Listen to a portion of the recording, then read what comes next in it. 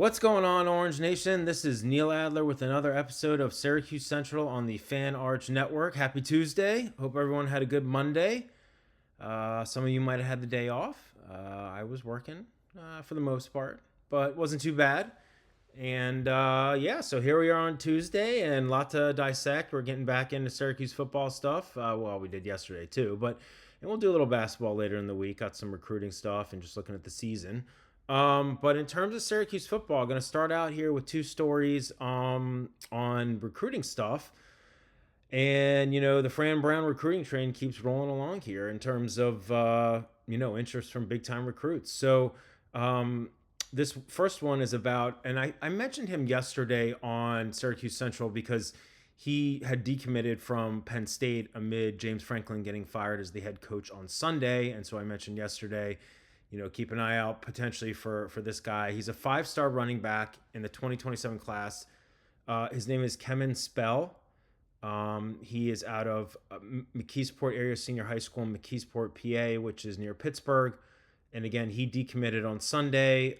I think pretty much all of Penn State's. I think they had 4 verbal commits. They all decommitted on Sunday. And all 4 of them hold offers from Syracuse. So we'll see how that shakes out. But credit Mike McAllister of 24/7 Sports. He broke the news on Monday that Spell is going to visit Syracuse for the North Carolina game on Halloween. And the real important question I have for you all is will Bill Belichick be coaching North Carolina on Halloween? It's like a freaking circus down there in Chapel Hill with all the nonsense and, well, some of it's not nonsense, but just, rumors and his girlfriend and all this. And I'm not going to get into all of that. But anyway, Spell is coming for the North Carolina game. He's a 5-star running back. He is the number 1 running back in the country in the 2027 class.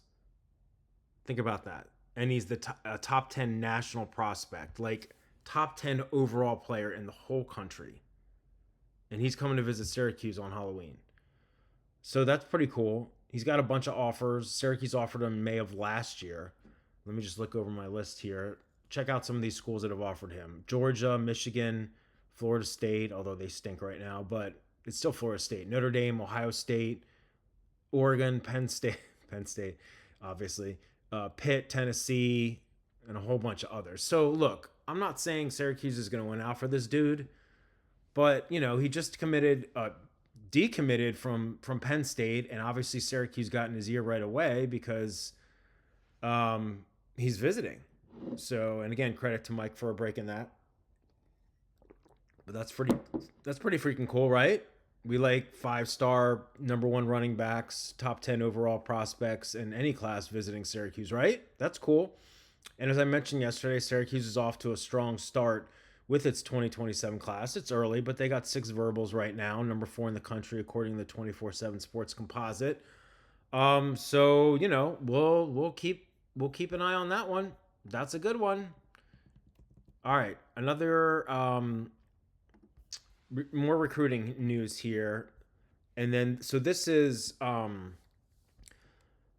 I mentioned, I believe yesterday on Syracuse Central about Khalil Taylor, the Penn State, the 2027 4-star wide receiver, who decommitted from Penn State let me look at my notes here, last Friday. And he's a top 40 national prospect. He goes to Pine Richland High School in Gibsonia, PA, near Pittsburgh. And he's visiting for the Pittsburgh game at the Dome this Saturday, the 18th of October. And so that's cool. I like that. But there's another wide receiver that's visiting. 2027 4-star wide receiver Jaden Upshaw. Again, Mike McAllister of 24/7 Sports broke this first. I confirmed this one with a separate source of my own. So, that's great. But Upshaw, he goes to Lee County High School in Leesburg, Georgia. Always when I hear Georgia, I'm like, oh yeah, Fran Brown was the defensive backs coach at Georgia before he came to the Hill. So that's cool. And he's got like 24 offers from some big programs. He is, according to the 24/7 Sports Composite, he is number 93 overall, so top 100 nationally, number 15 wide receiver, top 15, number 13 in Georgia, so top 15 in Georgia. So, and there's a flood of other recruits visiting. this weekend. I might have more on that later this week, but I know like Mike McAllister's had stuff on that, and the guys over at the Juice Online, which is Sports Illustrated, I believe, fan site. So a lot of recruits this weekend. It's a big weekend. I really hope that um, that Syracuse plays well and obviously wins the game. But if they don't win the game, at least plays well. So, but that's very cool. It's very cool to see these super highly rated. And it's one thing. It's one thing when we talk about like a 4-star, but there are like 4-stars out there that aren't even. Well, it depends on depends on the recruiting service, like how many guys they nationally rank. Like I think ESPN does a 300, ESPN 300. I don't remember what Rivals does. Well, Rivals obviously merged with On3, and then Rivals took on the recruiting, like prep recruiting stuff. I don't know if it's 250. Anyway, my point is like you can be a 4-star, but not even necessarily nationally ranked, or like within like the official rankings. You'd be further down or in the composite rankings or whatever. But my point here is that Fran Brown and his staff are bringing in dudes, obviously some 5-stars, but they're also bringing in like these 4-stars that are like top 50 in the country, top 100 in the country. I mean, that is no joke for Syracuse given their recent track record. And I'm not here to trash Dino Babers or whatever, but it's just on a whole nother level. And they're not going to win out for all these guys, and they're still not like the elite of the lead in recruiting. They're not Georgia, they're not Bama, they're not Ohio State, they're not Oregon, but they're getting these dudes on the campus, whether it's for game day visits or official visits or like a Calvin Russell who is committed. It's on a different level now. So again, you've got the number one running back in the 2027 class, top 10 national prospect visiting in for a Halloween. And what's your favorite Halloween candy, by the way? Let me know. I'm into Twix and Snickers and Twizzlers. Those are my 3 favorite. But then you've got Khalil Taylor, a top 40 national prospect, 4-star wide receiver, and Jaden Upshaw, top 100 national prospect, both visiting among many others for the Pitt game. And it's just cool to see. And again, they're not going to win out for everyone, but it's really cool to see. All right, so we're going to transition here and talk about the quarterback situation, and then we're going to get into some of the things that Fran Brown said when he was asked about the Penn State opening or just other job openings at presumably bigger programs. So, obviously on Monday at his presser, Fran Brown was asked about Ricky Collins, and he said, Ricky, our quarterback. We're going to stick with Ricky. Everybody else is going to back Ricky up until the time comes for them. And Fran was asked by, I think it was Chris Carlson, who's a good dude, great reporter with Syracuse.com and the Post-Standard. I hope it was Chris. I feel like it was a Chris because Fran Brown, I'm not there. I'm not local. So, I have to look at this stuff digitally. But Fran mentioned something about Chris. I thought it was Chris Carlson. Anyway, but, the reporter asked about, like, would you put Luke Carney in or like start giving him time? Are you worried about burning his red shirt? He has played one game. He played against Colgate and got 1 rush for a touchdown for 9 yards. But then the reporter asked, well, like, would you put Luke in or someone else in as like to like give the team a spark or whatever? But are you concerned about the red shirt? And Fran's quote here is, when something else happens, you'll be the first to see if you're watching the game. He's great. Freaking love him. Fran Brown did mention that he thinks like Carney and other quarterbacks, I guess it would be Jakari Williams, but Carney seems to be the primary backup. He could play, he's ready to play, but he said, look, we're going with Ricky. And Fran Brown also talked about how he thinks, and I assume this he meant, in terms of like when they're practicing, he said Ricky is. He is, where did I have it here? He's starting to pick up the offense a little bit better, like the schemes and whatever. And like I've said a couple times on Syracuse Central, and you all have, chimed in, and it's been talked about elsewhere.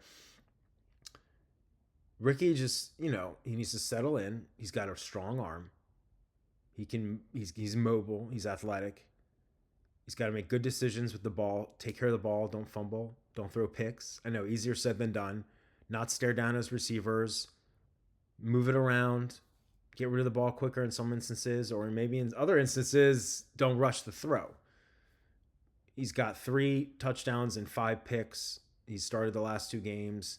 He's completing 55% of his passes. It's not good. I'm not saying he's like amazing, but I also think fans trashing him. Like, you really think Luke Carney's going to come in and do better? Maybe, maybe not. But look, my point here is that Fran says we're sticking with Ricky. So we're sticking with Ricky.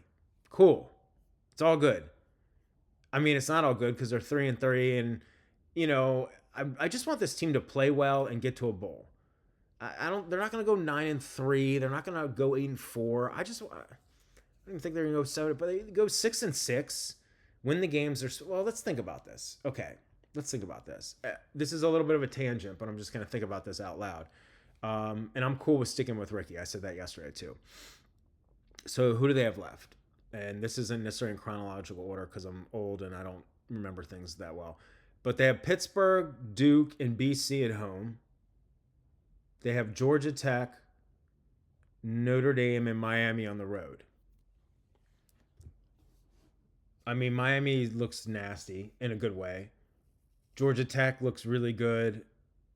Notre Dame is playing better. So, I mean, I don't necessarily see Syracuse winning those games. They lost to SMU, which I don't think is as good as any of those teams. I mean, could they? Sure, I guess. But I don't see that. So that would mean they're going to have to win out at home. So that means they're going to have to beat BC, which I think they'll do because BC stinks. I think North Carolina stinks. And then, so it's this Pittsburgh game. If they could somehow like get that defense consistently playing better, because the defense has shown signs here and there of making big plays in key moments, but they give up a ton of yards and they miss tackles, and their secondary coverage isn't always great, and they're not getting pressure on the QB, and they're not great, on the edge, blah blah blah blah blah. But if they could be a little more consistent, if Syracuse could win the turnover battle, Collins is solid. He moves the ball around. Syracuse's run game is a little more improved. Let's say they beat Pitt. Now you feel like a little bit better about things. You halt that 2-game slide. Maybe Collins is like settled in a little bit better. Again, I don't. Could they go to Georgia Tech in Atlanta and beat them? Sure. I mean, Georgia Tech's undefeated, but they've had some close games. Are they going to go to Miami and beat them? Probably not. Notre Dame, if Steve Angeli was still the quarterback and they were rolling along at 5-1 right now, or even 4-2, let's say they lost, they beat Duke or whatever, but then lost SMU. But Angeli's there, he's leading the country in passing yards like he was, and they hum along. Yeah, maybe they could beat Notre Dame. Notre Dame's got 2 losses, but to good teams, and they're playing better. They lost to who? Texas A&M and Miami. They're both top 5 teams. So, but yeah, they got to be Pitt for their confidence. They're coming off a bye, and then we'll see what happens. We'll see what happens. All right. We're going to move here. So I talked about this yesterday, and Fran's been mentioned as a possible candidate for this job or that job, the Penn State job. Oh, he'll be the hottest thing in the SEC cycle or whatever, all this stuff. Okay. Cool. I mean, it's flattering, and he said he's here for life, so whatever. But this is his response on Monday. I'm working at Syracuse, and I hope I got this verbatim. I think I did. I transcribed it. I'm working at Syracuse right now. I don't really need to talk about that. If this wasn't where I wanted to be at the moment, would I be standing here at this moment? I'm focused on that. I'm focused on being here. I'm locked in on coaching the players that I have. This is where I work at. I think that's disrespectful to even bring that up and ask that. A reporter asked that. What's the point in asking that? And then a little bit later, they hired me to come here and do a job. I mean, he didn't flat out say I'm going to be at Syracuse forever. His first quote was, "I'm working at Syracuse right now." But what is he supposed to say? I mean, it's like his team's lost 2 in a row. They're coming off a bye. He wants to focus on Pitt. Ricky's struggling. He's getting questions about the QB. I get all that. And this reporter, I don't know who it was, and I'm not calling other reporters out, whatever. But the reporter kind of framed the question, if I heard it right, like, what do you have to say to Syracuse fans who might be wondering if, you would consider other positions if you were a candidate? And I don't, like, I've looked at, from analysts and other insiders, the last 2 days about Penn State's big board. coaching board or some of these other schools. And I'm not necessarily saying that Fran is, a top candidate. Like the odds makers, I think had him at like 66-1. The Indiana coach and Matt Rule from, oh God, where's he at? Baylor? No, not anymore. Nebraska. Some of those other dudes. I don't think Fran's a top candidate for the Penn State job. But, I guess the reporter's doing his job with these new openings and all the kind of the articles online and stuff. But I could see where it pisses Fran Brown off. I mean, it's just like when I'll never forget, because I was at the game, but and I wasn't a reporter back then for covering Syracuse. But in 2013, when when Syracuse basketball lost at the Final Four to Michigan, I was at the game. It was in Atlanta. And he was asked afterwards if that was it, if he was retiring, and and of course Jim Boeheim being him, he's like, "Why are you asking me that? My team just fought hard and lost in the national semifinals. Why are you asking me that right now?" So, and obviously he ended up coaching for another decade. But so I could see Fran being annoyed. I mean, saying disrespectful. The reporter's just doing his or her job. I don't know if it's disrespectful.